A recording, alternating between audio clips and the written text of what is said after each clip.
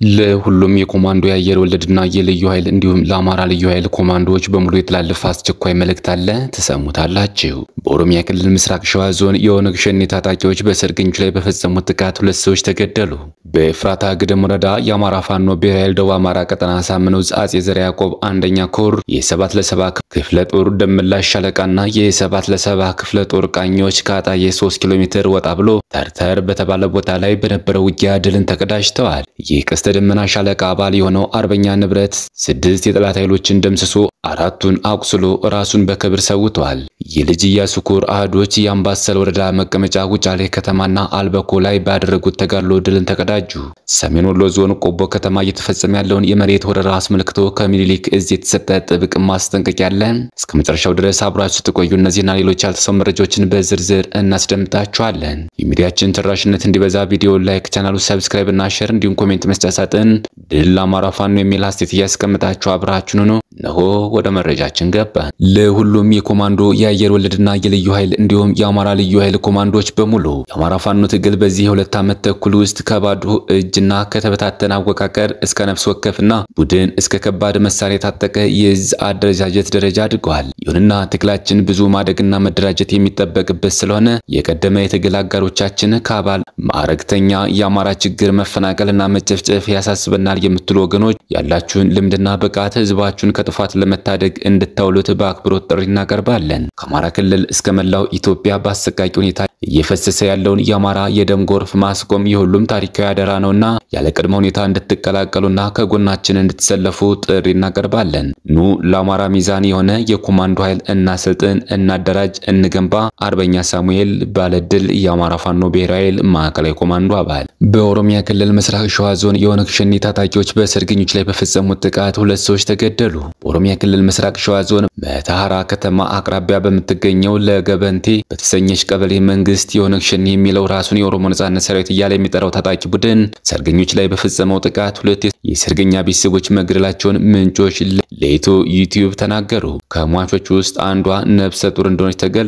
በንጹሃን ላይ ግድያው የተፈጸመው ባለፈው ሳምንት አርብ ጥቅምት 28 2018 ዓ.ም ምሽት 2 ሰዓት ገደማ እንደሆነ ስማቸው እንዳይገለጽ የጠየቁ አንድ የአካባቢው ነዋሪ ተናግረዋል። በወቅቱ በቀበሌዋ የሰርግ ፕሮግራም እንደነበረ የሚናገሩት እኒህ ነዋሪ ታጣቂዎቹ ዝግጅት በሚካሄድበት መኖሪያ ቤት በመግባት 2 ሰዎችን በጥይት መግደላቸውን ገልጸዋል። ሟቾቹ አንድ ወንድና አንድ ነፍሰ ጡር ሴት መሆናቸውን አክለዋል። በማግስቱ ቅዳሜ ጥቅምት 29 2018 ዓ.ም አስከሬናቸው በቀበሌዋ በሚገኝ የሙስሊም መካነ መቃብር መቀበሩን አስረድተዋል። በዚህ ዕለት ደግሞ ታጣቂ ቡድኑ ወደ ከተማዋ በድጋሚ በመምጣት ከሊፋ በተሰኘ አካባቢ በርካታ ያሉ የቁም እንስሳት መዝረፉን ነዋሪው ለኢትዮ ዩቲዩብ ተናግረዋል። እንዲህ አይነት ግድያ፣ ዘረፋና እገታ በመተሐራ ስኳር ፋብሪካ ሰራተኞች ላይ ተመሳሳይ ሁኔታ እንደሚፈጸም የሚናገሩት እኒህ ምንጭ በአካባቢው መከላከያ ሰራዊት ቢኖርም ስለ ታጣቂዎቹ እንቅስቃሴ በቂ መረጃ ስለማያገኝ ጥቃቱ ሊቆም አልቻለም ብለዋል።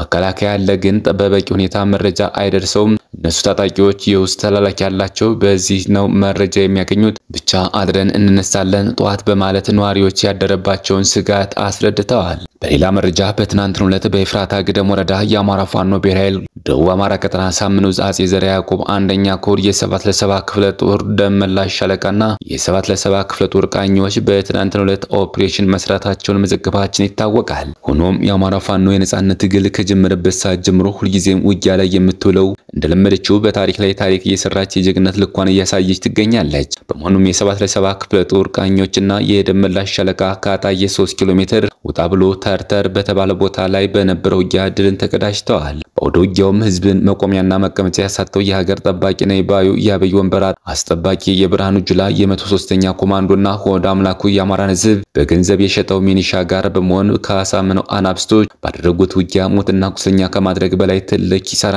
እንዲደርስበት አድርገውታል። በመሆኑም አረጋ ከበደን ለማጀብ የመጣው ኃይል የቀረው ህይወቱን ለማትረፍና የፋኖን በትር መቋቋም ሲያቅተው እግራውጪ ብሎ ፈርጥጦ ወደ መጣበት ተመልሷል። በዚህ አውደ ውጊያ ትንታጎቹ ከጠላት በንብረትም ሆነ በአካል ብዙ ጉዳት በማድረስ ከጠላት ኃይል ድሎችን አግኝተዋል። ስናይፐር ከነሙሉ ትጥቁና ከነሙሉ ተተኳሹ መገናኛ ሬዲዮ 6 ሙትና 12 ቁስለኛ በማድረግ በአንድዬ ክንዳቸው የድል ባለቤት ሆነዋል። መረጃው የአማራ ፋኖ ብሔራዊ ኃይል ደቡብ አማራ ቀጠና አሳምነው አጼ ዘርዓ ያዕቆብ አንደኛ ኮር ህዝብ ግንኙነት ነው። የቀስተ ደመና ሻለቃ አባል የሆነው አርበኛ ንብረት 6 የጠላት ኃይሎችን ደምስሶ 4 አቁስሎ ራሱን በክብር ሰዋ።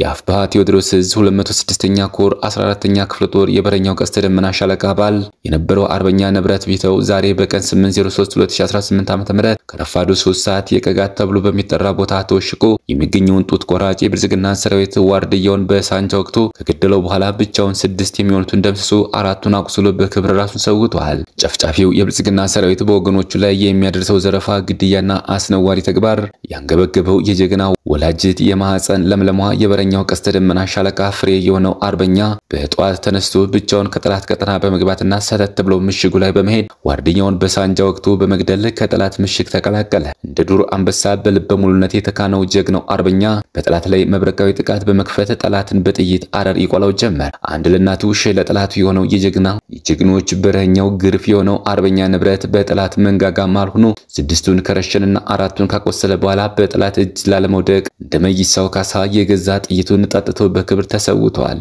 መረጃው የ206ኛ ኮር 14ኛ ክፍለ ጦር ህዝብ ግንኙነት ኃላፊ ነው። ላዚና የልጅ ኢያሱ ኮር አህዶች የአምባሰል ወረዳ መቀመጫ ውጫሌ ከተማና አልባኮ ላይ ባደረጉት ተጋድሎ ድል ተቀዳጀ። የልጅ ኢያሱ ኮር የጎፋ ክፍለ ጦር አዲስ የተመሰረተችው ሳተናው ሻለቃና 4ኛ ክፍለ ጦር 1ኛ ሻለቃ ድል አስመዝግበዋል። የጎፋ ክፍለ ጦር ሳተናው ሻለቃ በትናንትናው ዕለት ህዳር 7 2018 ዓ.ም አልባኮ መሽጎ የነበረው የብልጽግና ያገዛዝ ወንበር አስጠባቂ አድማ ብተናና ሚኒሻ እንዲሁም ፖሊስ ካምፕ በመዝለቅ የተሳካ ታላቅ ድል አስመዝግበዋል። በወደ ውጊያውም ከ15 በላይ የጠላት ኃይል ሙትና ቁስለኛ ሲሆኑ ከባድ ቁስለኞች ወደ ደሴ ሪፈራል ሆስፒታል ተወስደዋል። እንዲሁም 4ኛ ክፍለ ጦር 1ኛ ሻለቃ ህዳር 7 2018 ዓ.ም የአምባሰል ወረዳ መቀመጫ የሆነችው ውጫሌ መሽጎ በሚገኘው የጠላት ምሽግ ላይ በመግባት እንዲሁ ድል አስመዝግበዋል። የአምባሰል ወረዳ መቀመጫ የሆነችው ውጫሌ ከተማ ያገዛውን ስርዓት የተጸየፉት የመከላከያ አባላት የከዱ ሲሆን የፋኖ የህልውና ትግል የገባቸው የመከላከያ አባላት የከዱ ወደ ፋኖ እየተቀላቀሉ መሆኑ ይታወቃል። በዚህ ምክንያት የተበሳጨው የፋሽስቱ አመራሮች ወጣቱን በመሰብሰብ ሰራዊታችን እየከዳብን ነው፣ የምታስከዱት ደግሞ እናንተ ናችሁ በማለት እያወያየ ባለበት ሰዓት ነው አናብስቶቹ ድል ያስመዘገቡት።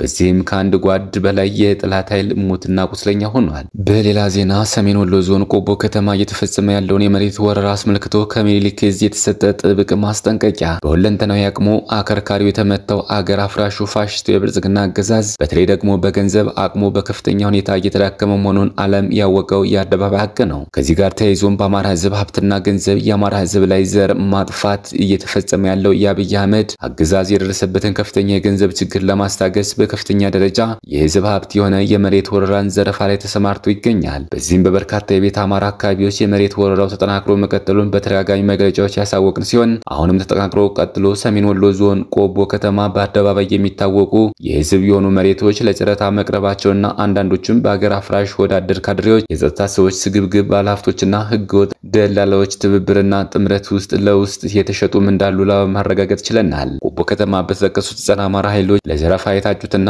ታዘርፈው በድብቅ እየተሸጡ ያሉ ቦታዎች አደባባይ የሚታወቁና የህዝብ ሀብቶች ሲሆኑ እነዚህም ቆቦ ከተማ ሁለገብ አዳራሽ፣ ቆቦ ከተማ እህል ሰብል፣ ቆቦ ጊራና ሸለቆ መስሪያ ቤት፣ ቆቦ ከተማ መናሪያ፣ ቆቦ ከተማ ፖሊስ ጣቢያ፣ ቆቦ ከተማ እርሻ ምርምር፣ ቆቦ ከተማ ሰኞ ገበያ፣ ቆቦ ከተማ ቅዳሜ ገበያ፣ ቆቦ ከተማ የድሮ ቴሌ። እነዚህ የተዘረዘሩትና ሌሎችም መሰል በስም ያልተጠቀሱ የህዝብ ሀብት የሆኑ የከተማ መሬቶች የገንዘብ አቅሙ በተዳከመበትና የመንግስት ሰራተኛ ደሞዝ መክፈል ያቃተው የብልጽግና አገዛዝ ህዝባችን በጅምላ ለሚጨፈጭፉና ለሚያስጨፈጭፉ ሚሊሻና አድማ ብተና የደሞዝ መክፈያ እንዲሁም የሴሰኛ ካድሬዎች ሆድ መሙያ ሊሆን እንደማይገባ በጽኑ እናምናለን። ስለሆነም ከሚያዝያ 1 2015 ዓ.ም ጀምሮ ፋኖ የፖለቲካ ትጥቅ ትግል ከጀመረበት ጊዜ ጀምሮ ህዝባችን ላይ በፓርላማና በምክር ቤት አዋጅ አውጆ ዘር ማጥፋት እየፈጸመ ያለ ፋሽስታዊ አገዛዝ የህዝባችን ሀብት ለህዝባችን ማጥፊያ እንዲያደርገውና እንዲጠቀምበት ስለማንፈልግና ስለማንፈቅድ ፋኖ መሬት እንዳይመራና ለጨረታም እንዳይቀርብ አዋጅ ማወጃችን ይታወቃል። የጊዜ ያልፍምና አይነጋም መስሏችሁ አዋጃችንን ተላልፋችሁ የህዝባችን ሀብት ከፋሽስቱ ብልጽግና አገዛዝ እየገዛችሁ ያላችሁ ጥቂት ስግብግብ የመሬት ነጋዴዎች፣ ባለሀብቶች ብሎም ህገወጥ ደላሎች በትግላችን ድል እንደምናደርጋችሁና የህዝብ ሀብት ጊዜውን ጠብቆ ለህዝብ እንደሚመለስ ልናረጋግጥላችሁ እንወዳለን። ይህንን ጸረ ህዝብ ተግባር በመፈጸም ህዝባችን ለሚጨፈጭፍ ጠላት ደሞዝ እየከፈላችሁና ከክላሽ ጀምሮ እስከ ታንክና መድፍ ብሎም ጀትና ድሮን ተተኳሽ እየገዛችሁና እያቀረባችሁ መሆኑን አውቃችሁ ካላችሁ በዚህ መንገድ የገዛችሁትን መሬት ቀርቶ ሌላው ሀብትና ንብረታችሁ ብሎ ህይወታችሁ አደጋ ላይ እንደሆነ ለማሳወቅ እንወዳለን። መረጃው የአፋብኃ ምስራቅ አማራ ቀጠና ሚኒሊክ እዝ ነው። ክቡራትና ክቡራን የቻናላችን ቤተሰቦች ለሰዓቱ ያዘጋጅናቸው መረጃዎች እነዚህ ይመስሉ ነበር። ሌላ የመረጃ ሰዓታችን እስክንገናኝ ድረስ የዩቲዩብ ቻናላችንን ሰብስክራይብ፣ ሼር እንደዚሁም ላይክ እያደረጋችሁ ጠብቁን። ቸር ያገናኘን። መልካም ቆይታ